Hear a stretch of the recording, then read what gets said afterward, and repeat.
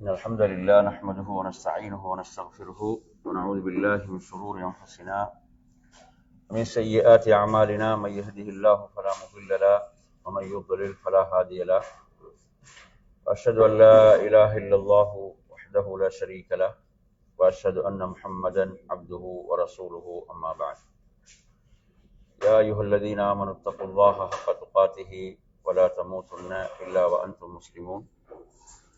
يا أيها الناس اتقوا ربكم الذي خلقكم من نفس واحدة وخلق منها زوجها وبث منهما رجالا كثيرا ونساء واتقوا الله الذي تساءلون به والأرحام إن الله كان عليكم رقيبا. يا أيها الذين آمنوا اتقوا الله وقولوا قولا سديدا يصلح لكم أعمالكم ويغفر لكم ذنوبكم ومن يطع الله ورسوله فقد فاز فوزا عظيما.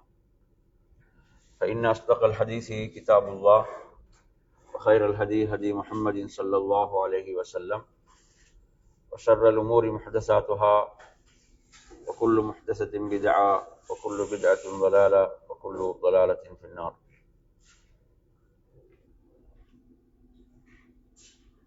அன்பிற்குரிய நறுமை சகோதரர்களே, அஸ்ஸலாமு அலைக்கும் வரஹ்மத்துல்லாஹி வபரகாத்துஹு. இன்றைய நமது மார்க்க வகுப்பிலே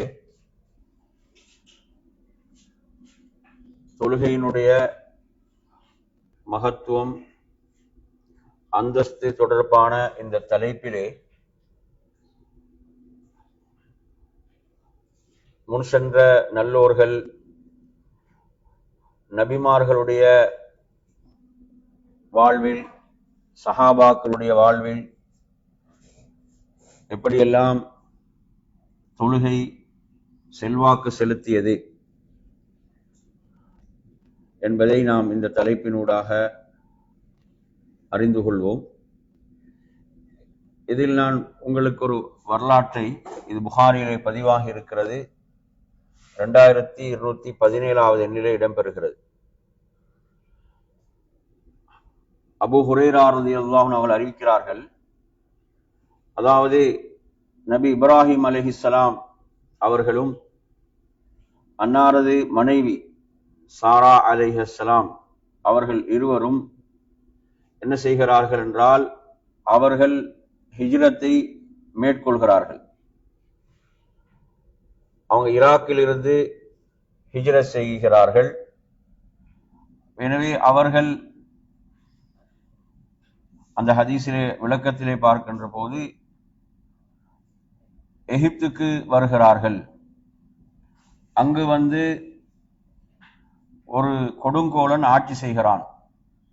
ஒரு கொடுங்கோலன் ஆட்சி புரிந்து கொண்டிருக்கிறான்.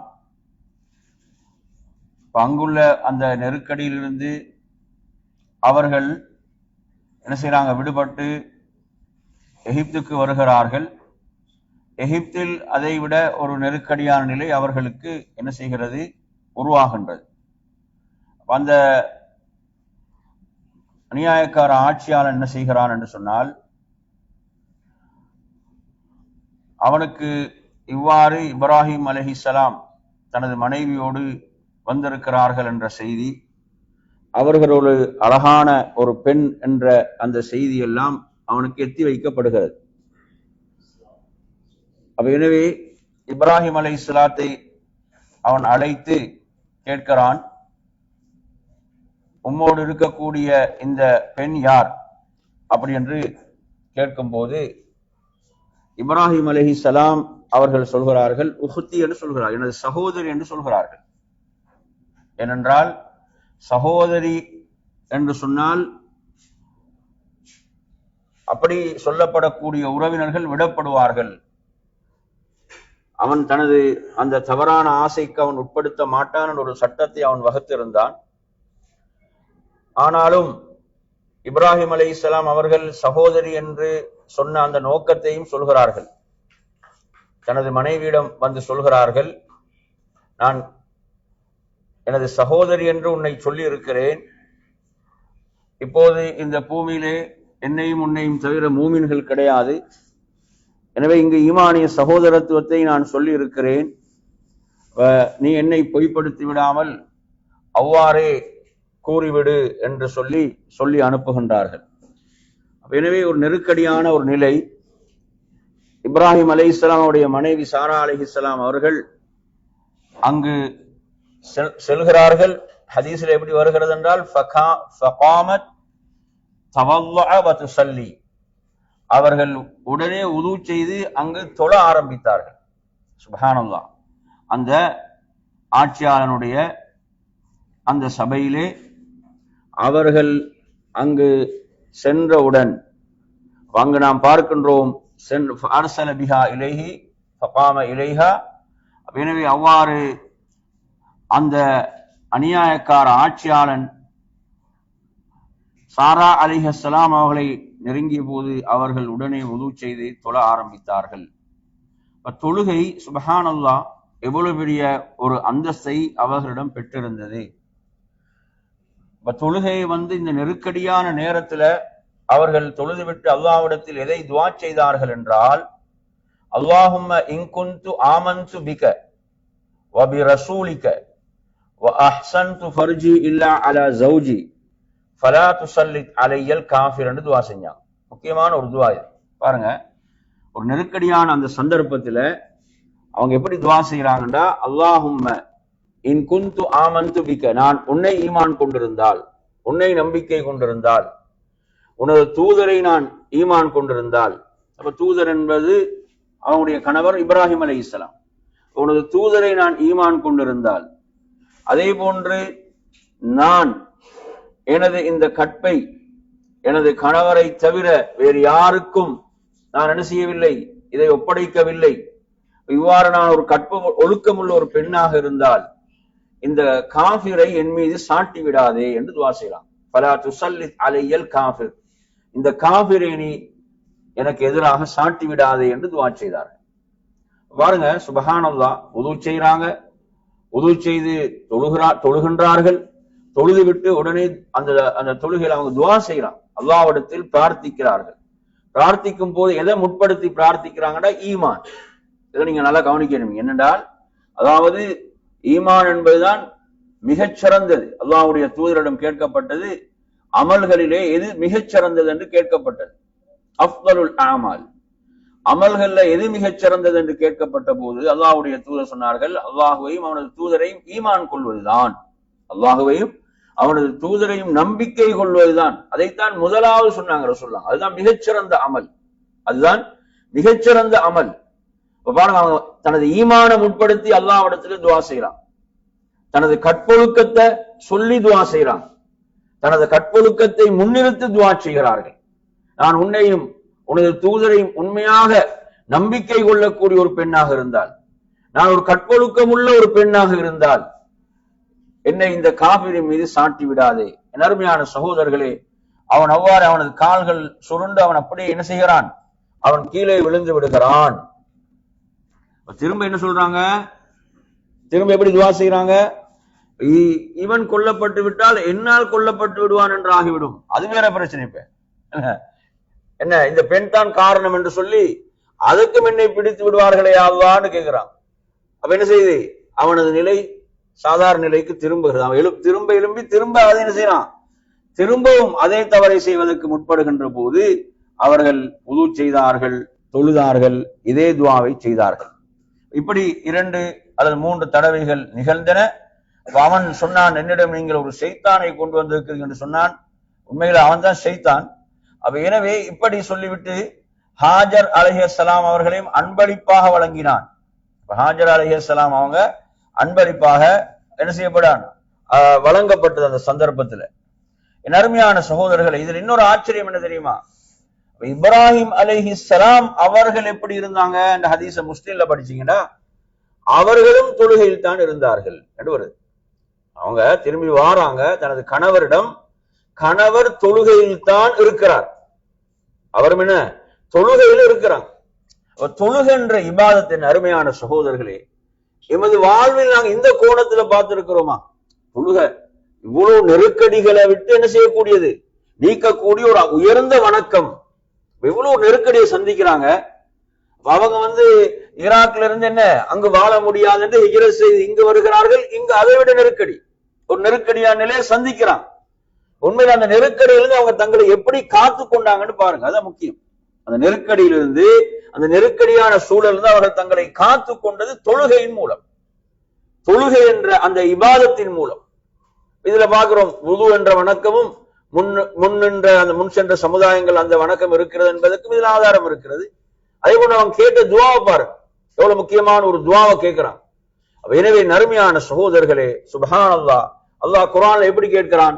அம்மை யுஜீபுல் முல்தர்ர இதா தஆஹு வயக்ஷிபு ஸூ என்று அல்லாஹ் கேட்கிறான்.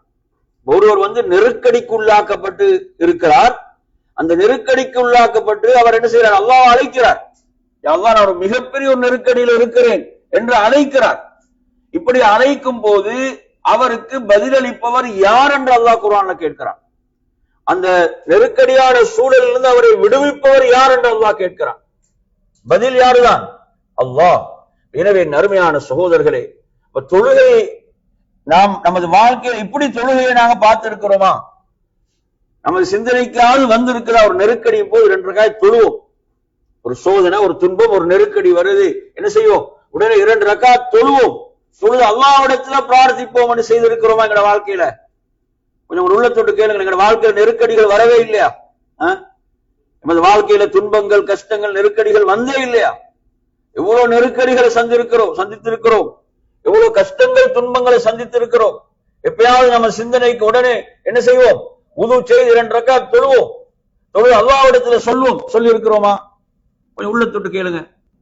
சுப்ஹானல்லாஹ், அல்லாஹ் சொல்கிறான், இது ஒரு மிக முக்கியமான ஒரு செய்தியா இல்லையா? யாருடைய அல்லாஹ் குர்ஆன்ல இப்ராஹிம் அலைஹிஸ்ஸலாத்தை பத்தி எப்படி சொல்றான்? இப்ராஹிம் அலைஹிஸ்ஸலாத்துடைய வாழ்வில் உங்களுக்கு முன்மாதிரி இருக்கிறது என்று அல்லாஹ் தஆலா சொல்கிறான். அப்படி அவருடைய வாழ்வில் நடந்த ஒரு செய்தியா. தொழுகையுடைய அந்தஸ்தை பாருங்க, தொழுகையுடைய அந்தஸ்தை நாம் அறிகிறோம். தொழுகை இவ்வளவு மூமினுடைய ஒரு முக்கியமான ஆயுதம். தொழுகை என்பது ஒரு மூமினுடைய இவ்வளவு ஒரு முக்கியமான ஒரு ஆயுதம் என்பதை நாம் இதிலே அறிகின்றோம். தொழுகை நாம் பார்த்திருக்கிறோமா? இந்த கோணத்துல நாம் அவர்கள் அறிந்து, அவர்கள் 200 பேரை கொண்ட ஒரு படையோடு வருகிறார்கள், இவர்களை சூழ்ந்து விடுகிறார்கள். இவங்க வெறுமனே எத்தனை பேர்? 10 பேர். அவங்க எத்தனை பேர்? 10 பேர்.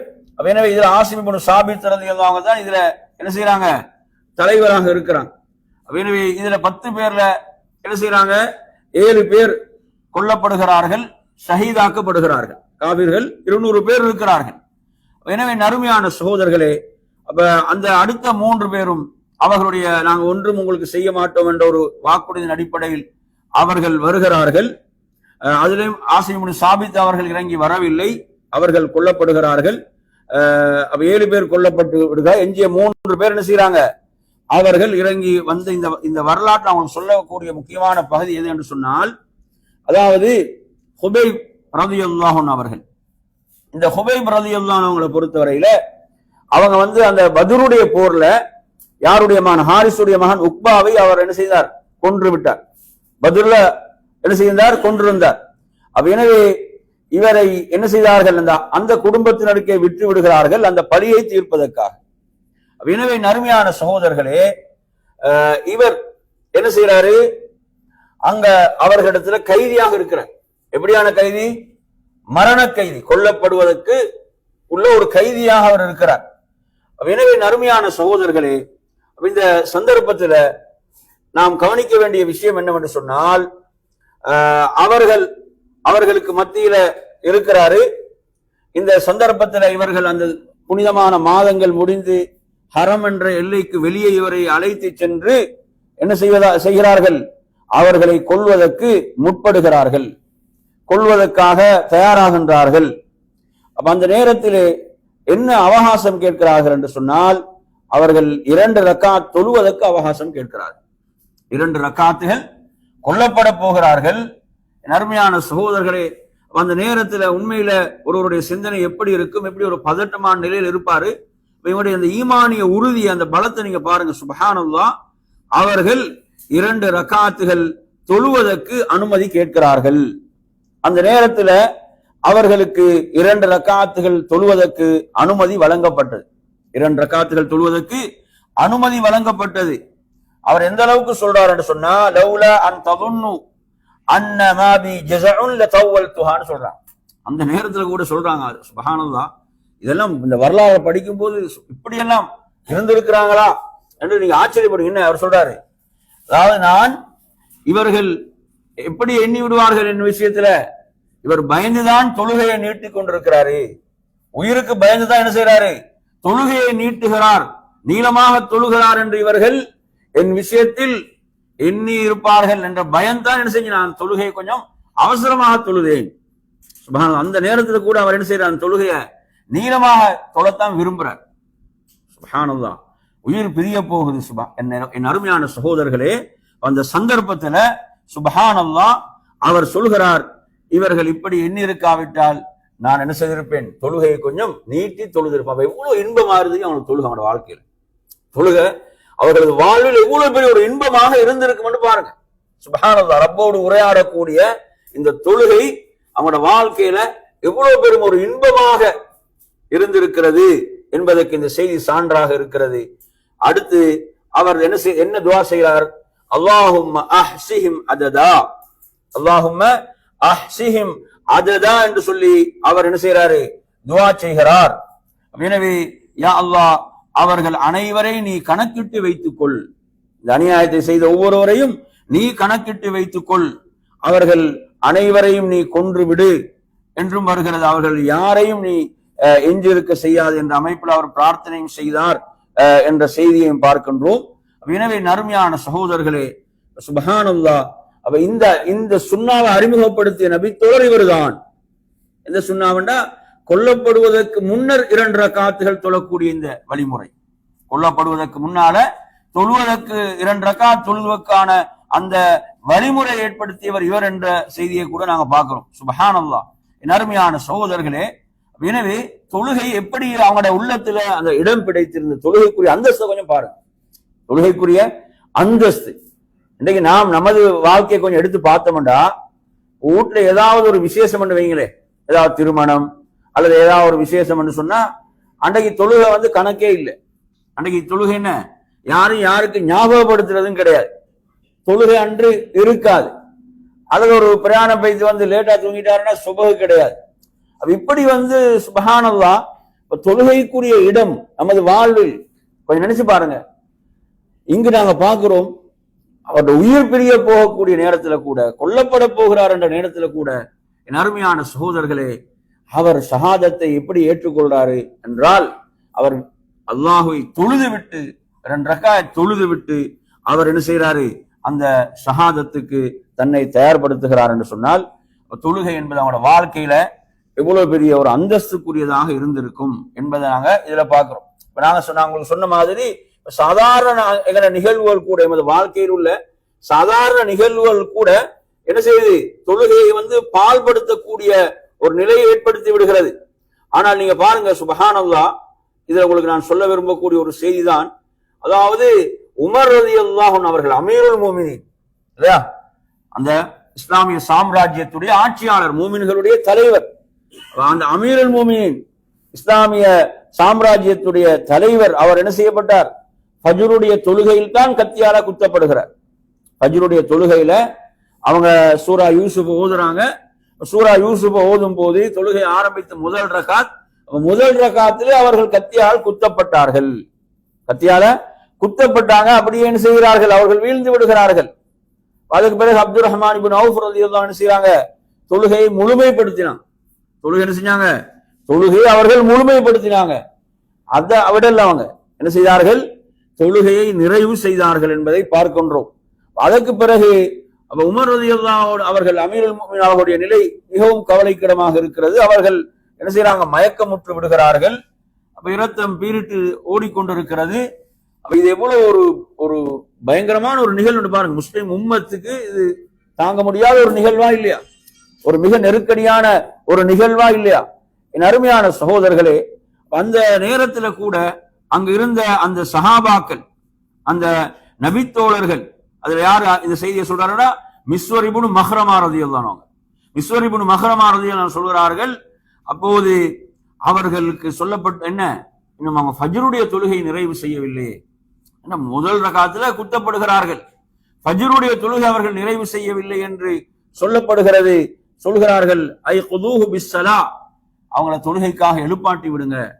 மிஸ்வர் இப்னு மக்ரமா சொல்றார் ரலியல்லாஹு அன்ஹு, தொழுகைக்காக எழுப்பி விடுங்கள் அப்படின்னு சொல்லி அவங்க என்ன செய்யப்பட்டாங்க, தொழுகைக்காக அமீருல் முஃமினீன் அஸ்ஸலா யா அமீருல் முஃமினீன் சொல்றாங்க. எப்படி சொல்றாங்க? அஸ்ஸலா யா அமீருல் முஃமினீன், முஃமின்களுடைய தலைவரே தொழுகை என்று சொல்கிறார்கள். நறுமையான சகோதரர்களே, அவர்கள் ஆம் என்று அல்லாஹ் மீது சத்தியமிட்டு விட்டு சொல்கிறார்கள். வலா ஹக்க ஃபில் இஸ்லாமி லிமன் தரக ஸலா என்று சொல்கிறார்கள். எப்படி சொல்றாங்க?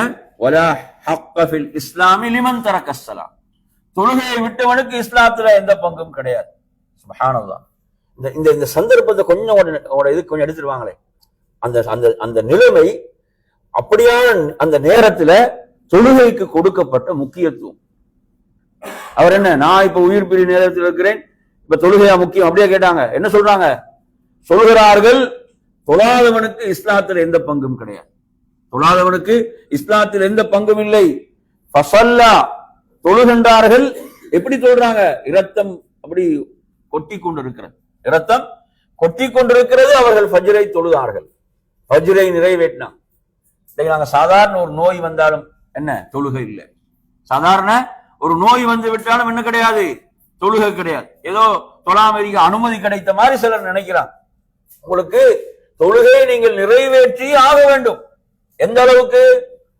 அவனுடைய உடல்ல உயிர் இருக்கும் வரை. புரியுது அவன் சொல்றது?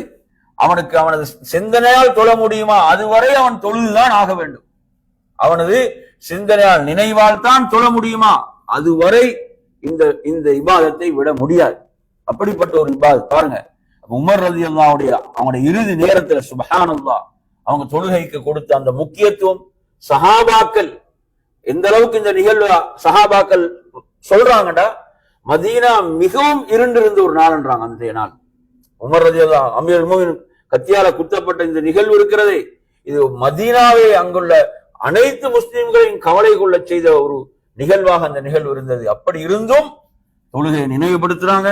தொழுகையை நினைவுபடுத்தியவுடன் என்ன செய்யறாங்க, ஆட்சி தலைவர் எப்படியான ஒரு முன்மாதிரியை கொடுக்கிறாங்க, அதாவது நிறைவேற்ற வேண்டும், தொழவில்லை என்றால் இஸ்லாத்தில் பங்கில்லை என்று அவர்கள் சொல்லிவிட்டு அந்த இரத்தம் கொட்ட கொட்ட தொழுதாங்கன்னு சொன்னா அந்த தொழுகைக்கு அவங்களிடம் இருந்த அந்த சிறப்பையும் அந்தஸ்தையும் நாம் பார்க்கிறோம். எனவே நறுமையான சகோதரர்களே, இந்த செய்திகள் நான் ஏன் சொல்கிறேன் என்றால், எமது வாழ்வோடு நாம் இவற்றை உரசி பார்க்க வேண்டும், எமது வாழ்க்கையோடு நாம் இவற்றை உரசி பார்க்க வேண்டும் என்பதற்காக நான் இதை சொல்கிறேன் அருமையான சகோதரர்களே. அதே போன்று நீங்கள் மற்றும் ஒரு செய்தியை பார்க்கலாம். இந்த செய்தியை பொறுத்தவரையில இது எந்த சஹாபி என்று சொல்லி சொன்னால், அந்த சஹாபியுடைய பேர், அந்த நபித்தோழருடைய பேர் அப்பாத், அப்பாத் என்று வரக்கூடிய பேர் அப்பாத் இப்னு புஷ்ர் ரலியல்லாஹு, அப்பாத் இப்னு புஷ்ர் ரலியல்லாஹு அவர்கள். இந்த ஹதீஸ் எங்க வருதுன்னா, அபூதாவுதுல 198 வருகிறது. ஜாபிர் இப்னு அப்துல்லாஹ் ரலியல்லாஹு அன்ஹு அறிவிக்கிறாங்க, அதாவது நபி ஸல்லல்லாஹு அலைஹி வஸல்லம் அவர்கள் அந்த தாத்துர் ரிகாண்ட அந்த போருக்கு பிறகு, அந்த தாத்துர் ரிகாண்ட போருக்கு பிறகு என்ன செய்யறாங்க, பாதுகாப்புக்காக சிலரை நியமிக்கிறாங்க, சில தோழர்களை பாதுகாப்புக்காக, எதிரிகளுடைய தாக்குதல்கள் இருந்து பாதுகாப்பதற்காக அந்த இரவு நேர பாதுகாப்புக்கு நியமிக்கின்ற போது 2 சஹாபாக்கள் நியமிக்கிறாங்க. ஒருவர் யாரு, அப்பாத் இப்னு புஷ்ர் ரலியல்லாஹு அவர்கள், அடுத்தது அம்மார் இப்னு யாசிர் ரலியல்லாஹு. இந்த 2 சஹாபாக்கள் ரசூலுல்லாஹ் நியமிக்கிறாங்க. எனவே இந்த 2 தோழர்கள் என்ன செய்யறாங்க, இரவில் அந்த பணியில ஈடுபட்டு கொண்டிருக்கும் போது அவங்க ஒருத்தர் என்ன செய்யறாரு, ஒருத்தர் சொல்றாரு, நீங்க கொஞ்சம் முந்தைய இரவுல தூங்குங்க, நான் விழித்திருக்கிறேன், அதன் பிறகு நீங்கள் விழித்துக் கொள்ளுங்கள், என்ன செய்கிறேன், நான் தூங்குகிறேன் என்ற அவள் ஒரு அச்சுறுத்தல் அங்க இருக்கல்ல. அப்படி அவங்க முடிவு செய்யறாங்க. அம்மார் இப்னு யாசிர் ரலியல்லாஹு அவர்கள் அவங்க என்ன செய்யறாங்க, அவங்க தூங்குறாங்க. அந்த சந்தர்ப்பத்தில் இவர் நினைக்கிறார், நாம் என்ன செய்வோம், கொஞ்சம் தொழுவோம், தொழுகையில் ஈடுபடுவோம், ஏன்னா எந்த ஒரு அச்சுறுத்தலும் அங்க இல்லை என்ற காரணத்தால அவர் என்ன செய்யறாரு, தொழுகையிலே ஈடுபடுகிறார். அவர் தொழ ஆரம்பித்து விட்டார். தொழ ஆரம்பித்து விட்ட உடனே அருமையான சகோதரர்களே, தொழுகையில் இருக்கிறாங்க, திருக்குரானை ஓதிக்கொண்டு இருக்கிறார்கள். அதாவது வேகமாக ஒரு ஈட்டி அவரது உடலை தைக்கிறது. ஒரு எதிரி எங்கேயோ இருந்து எய்யக்கூடிய ஒரு ஈட்டி அம்பு என்ன செய்கிறது, அவரது உடலை துளைத்து கொண்டு செல்கிறது. இரத்தம் பீரிட்டு கொண்டிருக்கிற சுபஹானல்லாஹ், அவர் தொழுகையில தான் இருக்கிறார். இந்த வரலாறுகள் எல்லாம் எப்படிப்பட்ட ஒரு அந்தஸ்து அவர்களுடைய வாழ்க்கையில் தொழுகைக்கு இருந்தது அப்படி என்பதை இந்த செய்தியில பார்க்கிறோம். மிக ஆச்சரியமான ஒரு செய்தி, மிக ஆச்சரியமான ஒரு செய்தி அருமையான சகோதரர்களே. எனவே அவர் தொடர்ந்து என்ன செய்யறாரு, அவர் தொழுகையில இருக்கிறார். அப்ப அடுத்த ஈட்டியும் அவர் உடலை தைக்கிறது. அப்போதும் அவர் என்ன செய்யறாரு, அவர் தொழுகையில தான் இருக்கிறாரு. அப்ப தொழுகையை முடித்த பிறகு அம்மார் இப்னு யாசிர் அவங்க பார்க்கிறாங்க, ஆச்சரியப்படுகிறார்கள். இதே நிலையில் நீங்கள் தொழுதீர்களா? அருமையான சகோதரர்கள், அவர் சொல்கிறார்கள், அதாவது அல் குர்ஆனை நான் ஓத ஆரம்பித்தேன். அது அதனுடைய இன்பம், அந்த தொழுகையுடைய இன்பம் என்னை விடவில்லை என்று சொல்றாங்கடா. இது எப்படி நாங்க இந்த ஹதீஸ் எல்லாம் படிக்கும்போது தொழுகை இவ்வளவு ஒரு இடத்துல சஹாபாக்களுடைய வாழ்க்கையில் இருந்ததா? அருமையான சகோதரர்களே, சுப்ஹானல்லாஹ், இப்படியான ஒரு அமலாக தொழுகை அவனோட வாழ்க்கையில காணப்பட்டதுன்னா இந்த வரலாறுகளை ஏன் நாம் படிக்க வேண்டும்? உண்மையில தொழுகைக்கு நமது வாழ்க்கையில நமது உள்ளத்தில் இருக்கக்கூடிய இடம் என்ன? உண்மையில தொழுகை என்பது நமக்கு ஒரு இன்பமாக கண்குளிர்ச்சியாக இருக்கிறதா? இப்படியெல்லாம் சஹாபாக்களுடைய வாழ்க்கையில தொழுகை இருந்திருக்கிறதே. அதே தொழுகைத்தானே தொழுகின்றோம், அதே ரப்புக்குத்தானே தொழுகின்றோம். நமது தொழுகைகளுடைய நிலைகள் என்ன கொஞ்சம் நினைச்சு பாருங்க. அருமையான சகோதரர்களே, இப்படியான ஒரு சிறப்புக்குரிய ஒன்றாக இந்த இபாதத் நபித்தோழர்களுடைய வாழ்விலே இருந்தது என்பதை நாம் இந்த செய்தியினூடாகவும் நாம் என்ன செய்கிறோம், பார்க்கின்றோம். அதே போன்று பாருங்க அருமையான சகோதரர்களே, இந்த செய்தியை திருமதியில நீங்க பார்க்கலாம். 3035, நசாயில 1544 ஆகிய எண்கள்ல பார்க்க முடிந்த ஒரு செய்தி. அபூ ஹுரைரா ரலியல்லாஹு அன்ஹு அவர்கள் அறிவிக்கக்கூடிய ஒரு செய்தியாக இந்த செய்தி வருகிறது. இந்த செய்தியை பொறுத்தவரையில இதுவும் ஒரு போருடைய சூழல் தான், ஒரு போருடைய சூழல். இது எங்க நடக்கிறது அப்படின்னு பாத்தீங்கன்னா, அதாவது இந்த மக்காவுக்கு சுமார் ஒரு 40 கிலோமீட்டர் தொலைவில் இருக்கக்கூடிய ஒரு இடம். ஜபலுன் பைனஹு வ பைன மக்கத 25 மைலன். அதாவது மக்காவுக்கும் அந்த மலைக்கு மத்தியில உள்ள தொலைவு என்பது 25 மைல். மைல் சொல்றோம், கிலோமீட்டர் சொன்னா 40 கிலோமீட்டர். அப்ப அப்படியான ஒரு தொலைவுல அந்த ஒரு இடத்துல தான் இந்த நிகழ்வு, அந்த போருடைய விஷயம் நடக்குது. அந்த இடத்துல காபிர்கள், முஷ்ரிக்குகள் என்ன பேசிக் கொள்கிறார்கள் என்று சொன்னால், முஷ்ரிக்குகள் பேசுகிறார்கள். அவர்கள் சொல்கிறார்கள், அதாவது இவர்களுக்கு ஒரு தொழுகை வர இருக்கிறது, இவர்களுக்கு ஒரு தொழுகையுடைய நேரம் வரவிருக்கிறது. அந்த தொழுகை இருக்கிறது தான். அந்த தொழுகையை பற்றி முஷ்ரிக்குகள் பாருங்க, முஷ்ரிக்குகள் காபிர்கள் சொல்கிறார்கள், அதாவது இன்னலிஹா உலாய் சலாத்தன் ஹிய அஹப்பு இலைஹிம் மின் ஆபாஇஹிம் வ அப்னாஇஹிம். எப்படி பேசிக்கொள்றாங்கடா, அந்த தொழுகை இவர்களுடைய பெற்றோர்கள் பிள்ளைகளை விட அவர்களுக்கு விருப்பமான ஒரு தொழுகை. யாரு விளங்கி வச்சுக்கிறாங்க? யாரு? காபிர்கள். யாரு? காபிர்கள் அறிந்து வைத்திருக்கிறார்கள். இவர்களுக்கு ஒரு தொழுகை வர இருக்கிறது. அந்த தொழுகை இவர்களுடைய பெற்றோர்கள் பிள்ளைகளை விடவும் இவர்களுக்கு விருப்பத்துக்குரிய ஒரு தொழுகை. அந்த தொழுகை இவர்கள் தொழுகின்ற போது நாம் தாக்குவோம். அந்த தொழுகையை இவர்கள் தொழுது கொண்டிருக்கின்ற போது நாம் ஒரேடியாக இவர்களை தாக்குவோம் என்று அவர்கள் பேசுகிறார்கள். அந்த தொழுகை என்றால் அசருடைய தொழுகை. அந்த தொழுகை அசருடைய தொழுகை. அவ்வளவு முக்கியமான ஒரு தொழுகை தான் அசருடைய தொழுகை. உங்களுக்கு இன்னொரு ஹதீஸ் உங்களுக்கு சொல்லலாம். அந்த செய்தி என்னன்னு பாத்தீங்கன்னு சொன்னா, இது புகாரில வரக்கூடிய செய்தி 6396 வருகிறது. அதாவது ஹந்தக்குடைய போர், ஹந்தக்குடைய யுத்தத்துல அல்லாஹ்வுடைய தூதரை பொறுத்தவரையில, அல்லாஹ்வுடைய தூதர் அவங்க எதிரிகளுக்கு எதிராக கூட அவசரமாக துவா செய்ய மாட்டாங்க. அப்படித்தானே?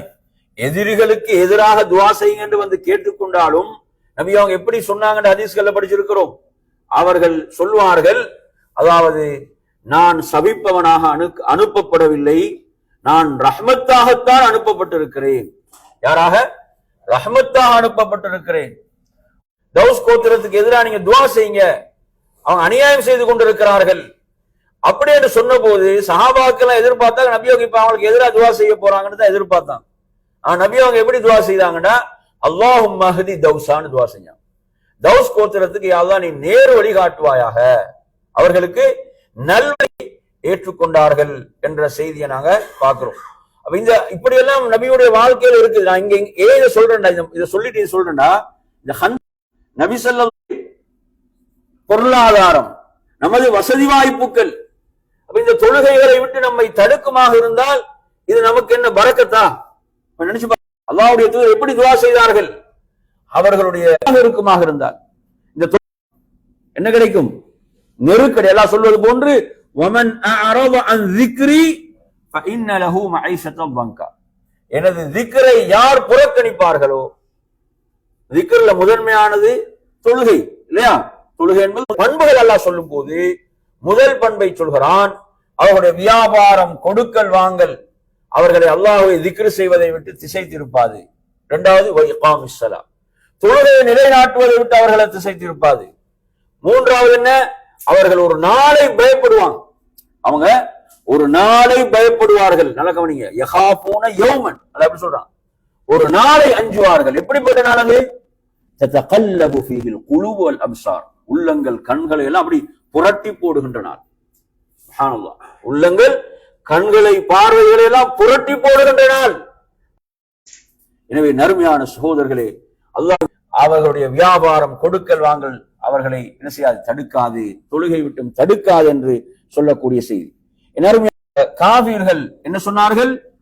இந்த ஆரம்பத்தில் செய்தியில சொல்லுங்க, சொல்ல வந்த செய்தி என்ன? நீங்கள் தொழும் போது ஒரு சாரார் தொழுங்கள், ஒரு சாரார் பாதுகாப்புக்காக நில்லுங்கள் என்ற அந்த கட்டளை வந்தது. அவ்வாறு தொழுகை நிறைவேற்றப்பட்டது என்பதை நாம் பார்க்கின்றோம். அதற்கு பிறகுதான் ஸலாத்துல் ஹவுஃப், அந்த போரில் எவ்வாறு தொழ வேண்டும் என்ற சட்டங்கள் எல்லாம் வந்தன என்பதை பார்க்கின்றோம். எனவே நறுமையான சகோதரர்களே, அதாவது இந்த தொழுகை என்பது எவ்வளவு ஒரு முக்கியத்துவம் பெறுகின்ற ஒரு அமலாக, இபாதத்தாக இருந்தது. இந்த வரலாறுகளை நாங்கள் படிக்க வேண்டும். இவைகளை படிக்கும் போது தொழுகையில் நாம் என்ன செய்வோம்? நாம் ஆர்வத்தை ஏற்படுத்திக் கொள்வோம்.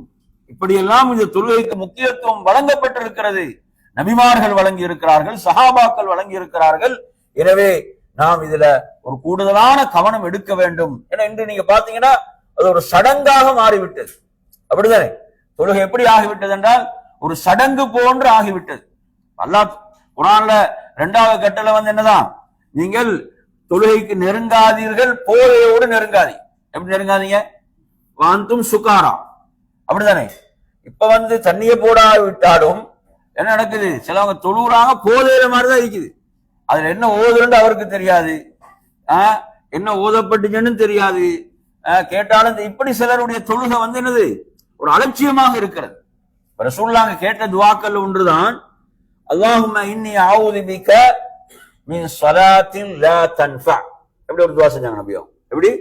அல்லாஹும்ம இன்னி அஊது பிக மின் ஸலாத்தின் லா தன்ஃபா. யா அல்லாஹ், நான் உன்னிடம் பயனற்ற தொழுகையை விட்டு பாதுகாப்பு தேடுகிறேன். எது? எந்த பயனும் கிடையாது அந்த தொழுகைக்கு. தொழுதுட்டு போவார் வெளியில, அதுக்கு எந்த நன்மையும் கிடையாது. அப்படியான தொழுகையை விட்டு அல்லாஹ்வுடைய தூதர் பாதுகாப்பு தேடினாங்க. துஆ சொல்லுங்க பாபா. அல்லாஹும்ம இன்னி அஊது பிக மின் ஸலாத்தில் லா தன்ஃபா. திரும்ப சொல்லுங்க. அல்லாஹும்ம இன்னி அஊது பிக மின் ஸலாத்தில் லா தன்ஃபா. திரும்ப சொல்லுங்க. அல்லாஹும்ம இன்னி அஊது பிக மின் ஸலாத்தில் லா தன்ஃபா. சரி, போதுங்க பாபா. யாருக்கு தெரியும்? இப்ப யார் சொல்றீங்க? ஒவ்வொருத்தரா சொல்லுங்க. ஒவ்வொருத்தரா சொல்லுங்க. மின் ஸலாத்தில் மின் ஸலாத்தில் லா தன்ஃபா. வேற யார் சொல்றீங்க? اللهم إني أعوذ بك. بارك الله فيك. اللهم إني أعوذ من صلاة لا تنفع. غيره لا تنفع. من صلاة لا تنفع. لا تنفع. غيره غيره سورية. لا تنفع. غيره துஆ என்ன செய்யுங்க? கொஞ்சம் நோட் பண்ணிக்கோங்க. அதை என்ன செய்யுங்க? ஓதிவாங்க. இது அல்லாஹ்வுடைய தூதர் கற்றுத்தந்த ஒரு துஆ. அதாவது எமது தொழுகைகள் பயனற்ற தொழுகைகளாக ஆகிவிடக் கூடாது. அல்லாஹும்ம இன்னி அஊது பிக மின் ஸலாத்தில் லா தன்ஃபா, அல்லாஹும்ம இன்னி அஊது பிக மின் ஸலாத்தில் லா தன்ஃபா. எனவே நறுமையான சகோதரர்களே, நாம் இந்த தலைப்புல இந்த தொழுகையுடைய இந்த முக்கியத்துவம், இந்த தொழுகையுடைய சிறப்பு, நபிமார்கள் அதே போன்று சஹாபாக்கள் இதற்கு எவ்வளவு பெரிய ஒரு முக்கியத்துவத்தை கொடுத்தார்கள் என்பது சம்பந்தமான இந்த செய்திகள்ல பாருங்க. குர்ஆன்ல நீங்க 3வது அத்தியாயம் 39வது வசனம் நாம் பார்க்கிறோம்.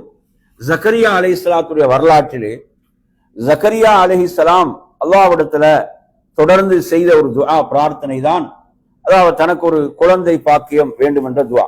தனக்கு ஒரு குழந்தை பாக்கியம் வேண்டும் என்ற அந்த துஆ எதற்காக என்றால் அல்லாஹ்வுடைய மார்க்கம் தீன் மேலோங்க வேண்டும் என்பதற்காக ஒரு பரிசுத்தமான ஒரு குழந்தை பாக்கியத்தை அல்லாஹ்விடம் துஆ செய்தார்கள். அல்லாஹ் சொல்கிறான், கால ரப்பி ஹப்லி மின் லதுன்க துர்ரியத்தன் தய்யிபத்தன் இன்னக ஸமீஉத் துஆ. அவங்க அந்த துஆவை கேட்ட முக்கியமான ஒரு இடமா அல்லாஹ் சொல்றான், ஹுனாலிக அழுத்தமா சொல்றான், ஹுனாலிக தஆ ஜக்கரியா ரப்பா. அதாவது மரியம் அலைஹிஸ்ஸலாம் அவர்கள் அவங்களோட பராமரிப்புல வளர்க்கப்படுறாங்க. அவர்களிடத்துல காணப்பட்ட அந்த பேணுதல், தக்குவா, இறையச்சம், அவங்களுக்கு சில உணவுகள், கனி வர்க்கங்கள் அவர்கள் சாப்பிட்டு கொண்டிருப்பாங்க, அது எங்கேயுமே கிடைக்காது வெளியில. கேட்கிறான், காலையா மரியம் அன்னா லக்கி ஹாதா, இது உங்களுக்கு எப்படி கிடைத்தது? காலத் ஹுவ மின் இந்தில்லான்னு சொல்றான், இது எனக்கு அல்லாஹ்விடம் இருந்து கிடைத்தது. இன்னல்லாஹ யர்ஸுகு மன் யஷாஉ பிகைரி ஹிசாப்னு சொல்றான். சுப்ஹானல்லாஹ். அல்லாஹ் சொல்றான், ஹுனாலிக தஆ ஜக்கரியா ரப்பா, இங்குதான் ஜக்கரியா துஆ செய்தார் தனது ரப்பிடம். எதற்காக? ஒரு சாலிஹான ஒரு குழந்தை பாக்கியத்துக்காக அல்லாஹ்விடம் துஆ செய்தார். ரப்பி ஹப்லி மின் லதுன்க துர்ரியத்தன் தய்யிபா இன்னக ஸமீஉத் துஆ, நிச்சயமாக நீ பிரார்த்தனை செவியேற்பவனாக இருக்கிறாய். நறுமையான சகோதரர்களே, அல்லாஹ்வுடைய அருளில் அவங்க நம்பிக்கை இழக்காமல் தொடர்ந்து துஆ செய்து கொண்டே இருந்தார். பாருங்க, ஃபனாதத்துல் மலாயிகா வஹுவ காயிமுன் யுஸல்லி ஃபில் மிஹ்ராப். அந்த அவர்களுக்கு அந்த நற்செய்தி வருகின்ற போது, மலக்குகள் மூலமாக அவர்களுக்கு நற்செய்தி வழங்கப்படக்கூடிய அந்த நேரத்தை பற்றி அல்லாஹ் தஆலா சொல்லும் போது, நறுமையான சகோதரர்களே, அவர் தொழுது கொண்டிருக்கும் போதுதான் மலக்குகள் அழைக்கிறான். ஜக்கரியா அலைஹிஸ்ஸலாம் தொழுகையில் இருக்கிறாங்க, தொழுது கொண்டிருக்கும் போது அவரை மலக்குகள் அழைத்து சொல்கிறார்கள், அன்னல்லாஹ யுபஷ்ஷிருக பியஹ்யா, அல்லாஹ் உங்களுக்கு யஹ்யா என்ற மகனை கொண்டு நற்செய்தி சொன்னான் என்று சொல்கிறார். எங்க இருக்கிறாங்க? தொழுகையில தான் இருக்கிறான். எதுல இருக்கிறாங்க? தொழுகையில. அல்லாஹ் அதை இங்க சிறப்பித்து சொல்கிறான் என்றால் இந்த தொழுகை எவ்வளவு முக்கியமான ஒரு அமல், முக்கியமான ஒரு வணக்கம். அவர் தொழுகையில் இருக்கும் போதுதான் மலக்குகள் அவரை அழைத்து இந்த நற்செய்தியை வழங்கினார்கள் என்று ரப்புல் ஆலமீன் சொல்வதை பார்க்கின்றோம். என் அருமையான சகோதரர்களே, அதே போன்று பாருங்கள், இந்த செய்தி முஸ்லிம்ல 2937 வரக்கூடிய செய்தி. அதாவது நபி ஸல்லல்லாஹு அலைஹி வஸல்லம் அவர்கள் தஜ்ஜாலுடைய ஹதீஸை சொல்கிறார்கள். அதாவது தஜ்ஜால் என்ற ஒருவன் வெளிப்படுவான், நான் உங்களுக்கு மத்தியில் இருக்கும் நிலையில் அவன் வெளிப்பட்டால் நான் என்ன செய்வேன்? உங்களுக்காக வாதாடுவேன், உங்களுக்காக நான் வாதாடுவேன். அடுத்து சொல்கிறார்கள், நான் இல்லாத பொழுது அவன் வெளியேறினால் நீங்கள் ஒவ்வொருவரும் உங்களுக்காக உங்களை பாதுகாத்துக் கொள்ள வேண்டும், உங்களுக்காக வாதாட வேண்டும் என்று அவர்கள் சொல்கிறார்கள். அல்லாஹ்வுடைய தூதர் என்ன செய்றாங்க? அந்த செய்தியில சொல்கிறார்கள். அடுத்து சொல்றாங்க, அல்லாஹ்வுடைய தூதர், உங்களில் யாராவது அவனை அடைந்தால் சூரத்துல் கஹ்ஃபுடைய அந்த ஆரம்ப வசனங்களை ஓதுங்கள் என்று சொன்னார்கள். சொல்லிவிட்டு அல்லாஹ்வுடைய தூதர் ஸல்லல்லாஹு அலைஹி வஸல்லம் அவங்க சொல்றாங்க, அதை ஓதி அவனுடைய ஃபித்னாக்களில் உங்களை பாதுகாத்துக் கொள்ளுங்கள். அவன் 40 நாட்கள் இந்த பூமியிலே இருப்பான். 40 யௌமன். எத்தனை நாட்கள்? 40 நாட்கள் அவன் இந்த பூமியிலே வாழ்வான். யௌமுன் கஸன, அதில் ஒரு நாள் ஒரு வருடத்தை போன்றிருக்கும். வயௌமுன் கஷஹர், ஒரு நாள் ஒரு மாதத்தை போன்றிருக்கும். வயௌமுன், ஒரு நாள் கஜும்ஆ, ஒரு வாரத்தை போன்றிருக்கும். ஏனைய நாட்கள் உங்களுடைய சாதாரண நாட்களை போன்றுதான் இருக்கும். அப்படி என்று அல்லாஹ்வுடைய தூதர் சொல்கிறார்கள். என் அருமையான சகோதரர்களே, சஹாபாக்கள் நபித்தோழர்கள் கேட்ட முதல் கேள்வி நல்லா கவனிங்க. நபித்தோழர்கள் ஃபகுல்னா, பன்மையா தான் வருது, ஒருமையில கூட வரல. ஃபகுல்னா, நாம் கேட்டோம், யா ரசூலல்லாஹ், ஹாதல் யௌமுல் லதீ கஸனத்தின் அதக்ஃபீனா ஃபீஹி ஸலாத்து யௌமின் வலைலா. அதாவது நீங்கள் சொன்னீர்கள் ஒரு நாள் ஒரு வருடத்தை போன்றிருக்கும் என்று சொன்னீர்களே, அந்த நாளில் ஒரு நாளைக்குரிய தொழுகையை தொழுதால் போதுமா? சஹாபாக்கள்கிட்ட வந்த முதல் கேள்வி அதுதான். இதெல்லாம் சுப்ஹானல்லாஹ் அருமையான சகோதரர்களே, அது மார்க்கத்தின் மீதுள்ள அந்த பற்றும் அந்த ஈடுபாடும் அல்லாஹ்வுடைய தௌஃபீக்கும். ஒருத்தர் கேட்கல, நாங்க எல்லோரும் கேட்டோம். குல்னா, நாம் கேட்டோம். எல்லோரிடம் உதித்த கேள்வி, முதல் கேள்வி என்னவென்றால், அப்போ ஒரு நாள் ஒரு வருடமாக இருக்கின்ற போது நாம் எவ்வாறு அதிலே தொழுது கொள்வது? தொழுகையை பற்றி தான் அந்த கேள்வி வருது. இது சஹாபாக்குடைய உள்ளங்களில் தொழுகைக்கு இருந்த அந்தஸ்து, தொழுகைக்கு இருந்த இடம். இன்னைக்கு நம்மட சிந்தனை எப்படி வந்திருக்கும்? டியூட்டிக்கு எப்படி போறது, எப்படி சம்பளத்தை போடுவான், இப்படித்தான் சிந்தனை இன்று ஓடிக்கொண்டிருக்கும். அன்று அவர்களுடைய முதல் கேள்வியே தொழுகை தான்.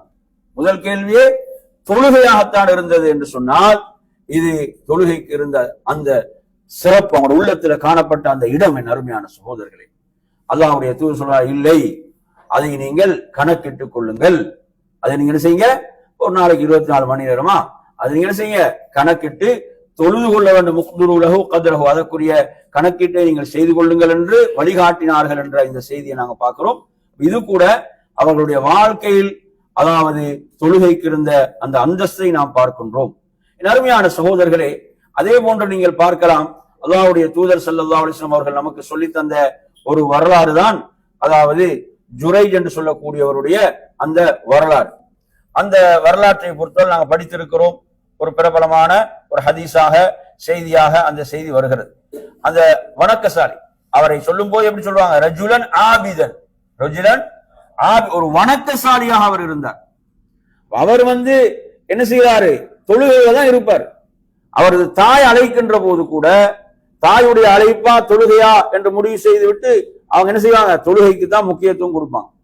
தொழுகைக்கு தான் முக்கியத்துவம் கொடுப்பார்கள். யா ரப்பி உம்மி வசலாத்தி, தொழுகையில் இருக்கிறேன், தாயும் கூப்பிடுறாங்க என்று அவங்க தொழுவார்கள். தாய் திரும்பி சென்று விட்டார்கள். 2வது நாள் இப்படி நடக்கின்றது. கடைசியில் அவங்க என்ன சொல்றாங்கன்னா, ஒரு நாள் அந்த தாய் சொல்லி விடுகிறார்கள், அதாவது ஒரு விபச்சாருடைய முகத்தில் முழிக்காமல் நீ மரணிக்க மாட்டாய் என்று சொல்றாங்க. இப்படி சொன்னவுடனே நன்மையான சகோதரர்களே, அவங்க வாழ்க்கையில ஒரு சோதனைக்கு உள்ளாகிறாங்க. தாயுடைய இந்த வார்த்தைகள் என்ன செய்துவிட்டு அவங்க வாழ்க்கையில அதே போன்ற ஒரு சோதனையை, அந்த பனு இஸ்ரவேல் சமுதாயத்துல ஒரு மோசமான ஒரு பெண், அவள் என்ன செய்கிறாள்? நான் இந்த ஜுரைஜை வழிகெடுப்பேன் என்று சொல்லி அவள் சபதம் போட்டு வருகிறாள். ஆனால் அவளால் முடியவில்லை. அவ்வளவு பேணுதலான ஒரு வணக்கசாலியாக இருக்கிறார். என்ன, ஃபித்னாக்கு உள்ளாக்கப்படுவோம், ஈமான் பரிசோதிக்கப்படும். எந்த வடிவத்திலும் ஈமான நாங்க பரிசோதிக்கப்படுவோம். எனவே அருமையான சகோதரர்களே, அவள் என்ன செய்கிறாள்? ஒரு ஆட்டிரியனோடு தவறாக நடந்து ஒரு குழந்தையை பெற்றெடுத்து இந்த குழந்தைக்கு தந்தை ஜுரைஜ் தான் என்று சொல்லி விடுகிறார். ஜுரைஜ் தான் இந்த குழந்தையுடைய தந்தை என்று சொன்ன நேரத்துல எல்லோரும் என்ன செய்கிறாங்க? அதாவது அவருடைய அந்த வணக்க ஸ்தலத்தை அதை இடித்து தகர்த்து என்ன செய்கிறார்கள்? அவருக்கு ஒரு இழிவான ஒரு நிலை அங்கே ஏற்படுகிறது. என் அருமையான சகோதரர்கள், அந்த நேரத்தில் அவர் சொல்கிறார்கள், அதாவது அந்த குழந்தையோடு அந்த பெண் இருக்கின்ற போது சொல்கிறார்கள், தஊனி ஹத்தா உஸல்லி என்று வருகிறது. விடுங்க, நான் என்ன செய்கிறேன்? நான் தொழுகின்றேன் என்று சொல்லிவிட்டு அவர் தொழுகின்றார். தொழுது விட்டு தொழுகையை முடித்து விட்டு என்ன செய்கிறார் என்று சொன்னால், அந்த குழந்தையுடைய வயிற்றில என்ன செய்கிறார்? தனது விரலால் அவர்கள் அப்படி குத்துகிறார்கள். குத்திவிட்டு யா குலாம் மன் அபூக் என்று கேட்கிறான். அந்த கை குழந்தையிடம் கேட்கிறார்கள், உனது தந்தை யார் என்று கேட்கின்ற போது, ஃபுலானு ராயி, இந்த ஆட்டிடையன் தான் என்று சொல்லி அந்த குழந்தை பேசியது.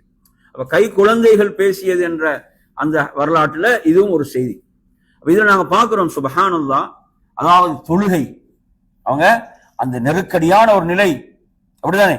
அந்த நெருக்கடி, தனது தான் ஒரு மோசமானவன், நடத்தை கெட்டவன் என்ற மாதிரியான ஒரு பழி சொல்லுக்கு ஆளாக்கப்பட்டிருக்கிறாரு. அதிலிருந்து தன்னை காத்துக் கொள்ள வேண்டும், நான் பரிசுத்தமானவன் என்று சொல்ல வேண்டும். எனவே அவர் என்ன செய்தார் என்று சொன்னால், தொழுவதற்குத்தான் உதவி வந்தது. தொழுதார், அல்லாஹுடைய உதவியை கண்டார் என்பதை நாம் பார்க்கின்றோம். சுப்ஹானல்லாஹ். இது முஸ்லிம்ல 2550வது எண்ணில் வருகிறது. புகாரியிலும் 3436வது எண்ணில் வரக்கூடிய செய்தி.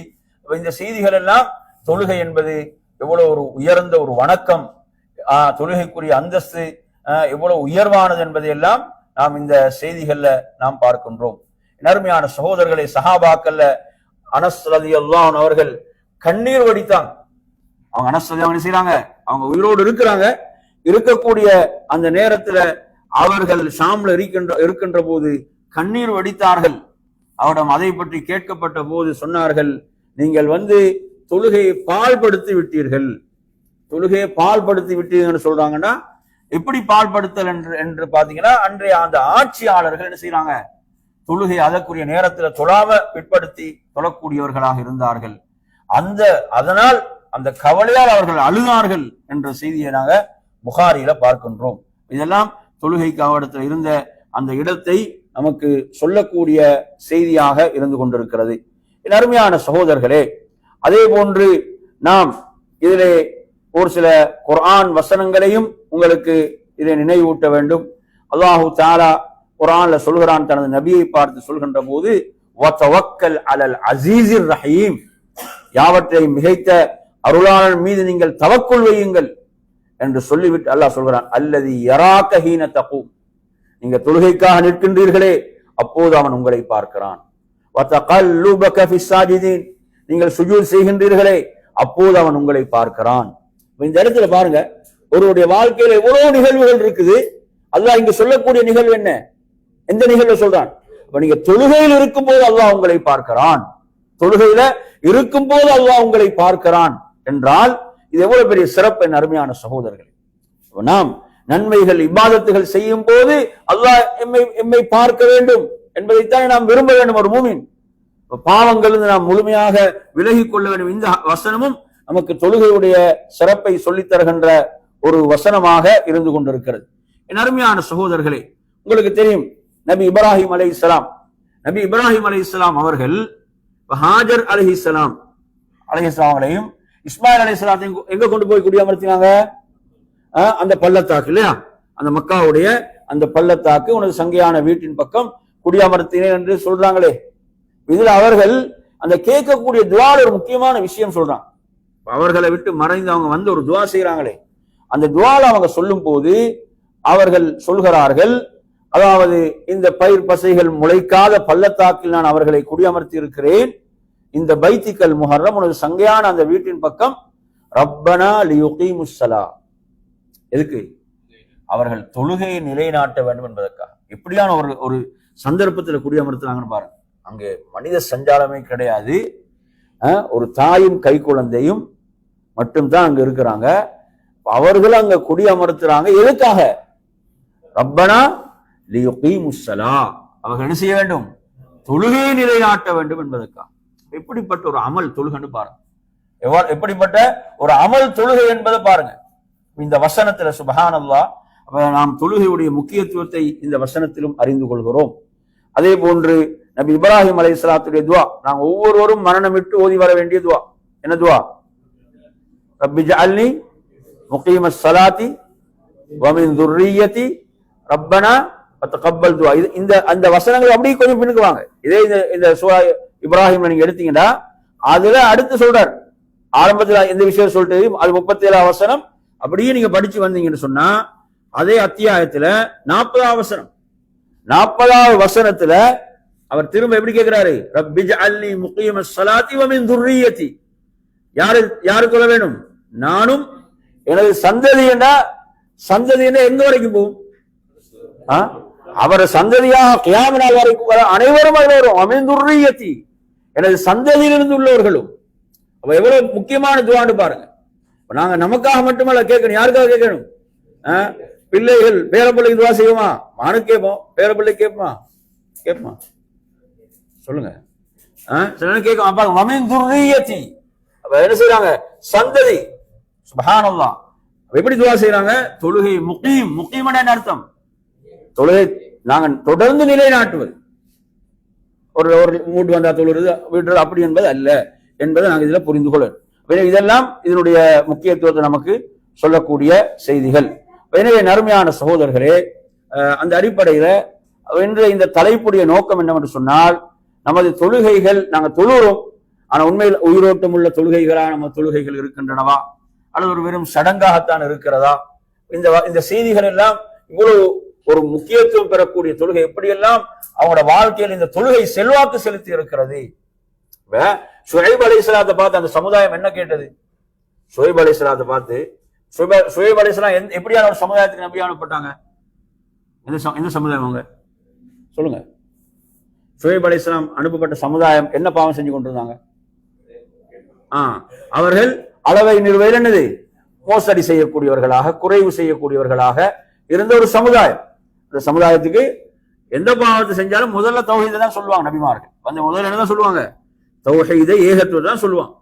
என் அருமையான சகோதரர்களே, அப்ப அவர்கள் என்ன கேட்கிறாங்கடா, அஸலாத்துக தஅமுருக, அஸலாத்துக தஅமுருக, உங்களோட தொழுகைதான் உங்களுக்கு ஏவுகிறதா, உங்களோட தொழுகைதான் உங்களுக்கு ஏவுகிறதா என்று கேட்கிறாங்கடா.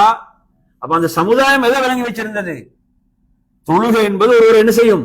நல்லவராக மாற்றும். தொழுகை என்பது ஒருவர் என்ன செய்யும்? சிறந்தவராக மாற்றும். எனவே அவர்கள் கேட்கிறார்கள், உங்களுடைய தொழுகையா உங்களுக்கு இப்படி செய்ய சொல்கிறது, உங்களுடைய தொழுகையா உங்களை இப்படி செய்ய சொல்கிறது என்ற கேள்வியே, தொழுகை என்பது அவ்வளவு சிறப்பானது, தொழுகை அவரை மாற்றியிருக்கிறது என்பதை அந்த கேள்வியிலிருந்தே புரிந்து கொள்ளலாம் என்பதை அறிஞர்கள் சொல்வார்கள். எனவே நறுமையான சகோதரர்களே, நாம் நமது மூதாதையர்கள் வணங்குவதை விட வேண்டும், அல்லது எமது செல்வத்தில் நாங்கள் விரும்பியபடி செயல்படுவதற்கு தடுப்பது உங்களுடைய தொழுகையா? தொழுகை என்பது என்ன செய்யும்? மானக்கேடானவற்றை விட்டு தடுக்கும், பாவங்களை விட்டு தடுக்கும் என்று திருக்குர்ஆன் சொல்கிறது. எனவே நறுமையான சகோதரர்களே, அந்த அடிப்படையில அதாவது இந்த வணக்கம், இந்த இபாதத் எமது வாழ்க்கையில ஒரு உயிரோட்டம் உள்ள ஒன்றாக மாற வேண்டும். அது ஒரு மிக பெரும் பிரகாசம், நமது வாழ்வுக்கு ஒரு மிக பெரும் பிரகாசமாக, பேரொளியாக எது இருந்து கொண்டிருக்கிறது? தொழுகை இருந்து கொண்டிருக்கிறது. எனவே அந்த அடிப்படையில் நறுமையான சகோதரர்களே, நாம் இந்த வணக்கத்தை என்ன செய்வோம்? மிக ஒரு கவனம் எடுத்து உயிரோட்டமாக நிறைவேற்றக்கூடிய வணக்கமாக மாற்றுவோம். அல்லாஹ்வுடைய தூதர் மரணிக்கின்ற போது இறுதியாக இந்த உம்மத்துக்கு செய்த வசியத்தான் அஸ்ஸலா. இந்த வசியத் அஸ்ஸலா என்ற வசியத்தை செய்தார்கள். தொழுகை நிலைநாட்டுங்கள் என்ற வசியத்தை செய்தார்கள். எனவே அருமையான சகோதரர்களே, அந்த அடிப்படையிலே இந்த இபாதத்துல நாம் உறுதியாக இருக்க வேண்டும்.